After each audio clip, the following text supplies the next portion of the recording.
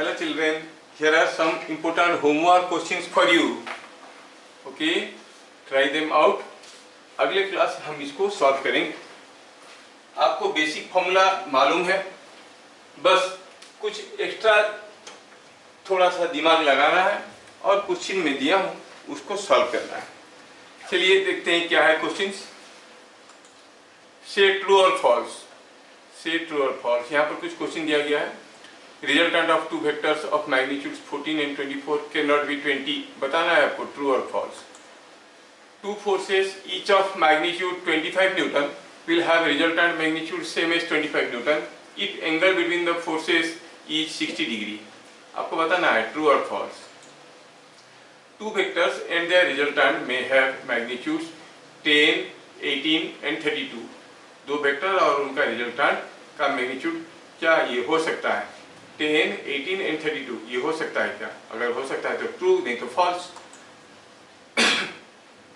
If magnitude of A is same as magnitude of B and A is in direction of south, B is in direction of east, then A plus B is in direction of northwest.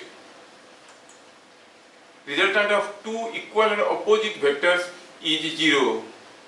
ठीक है, try these questions. बताना आपको है true or false.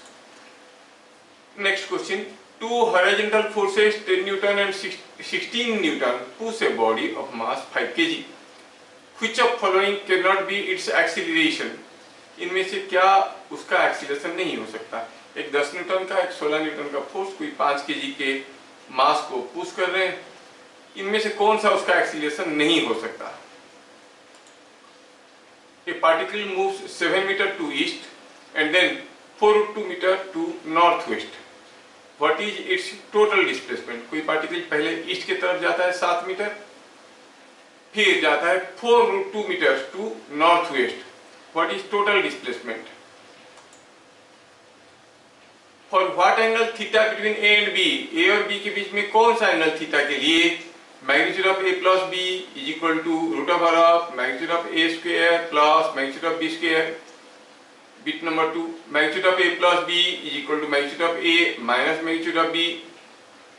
तीसरा हुआ magnitude of A is equal to magnitude of B is equal to magnitude of A plus B.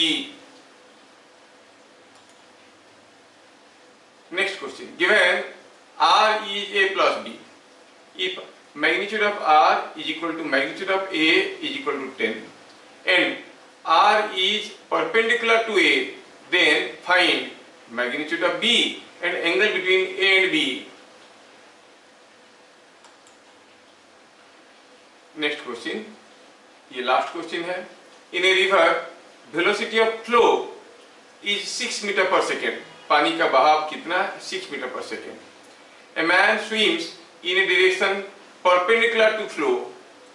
कोई आदमी swim करता है कौन सी डायरेक्शन में? फ्लो की परपेंडिकुलर डायरेक्शन में. With velocity 8 meter per second. अच्छा, तो पूछा है बताओ how far he will go in 20 seconds. तो पानी में फ्लो है 6 मीटर पर सेकेंड का स्पीड में और आदमी तैरने लगा 8 मीटर पर सेकेंड में, तो कितना दूर जाएगा 20 सेकेंड में? How far he will go in 20 seconds. And here are the questions. खत्म. Try these questions. Answers will be given in the next class. Thank you. All the best.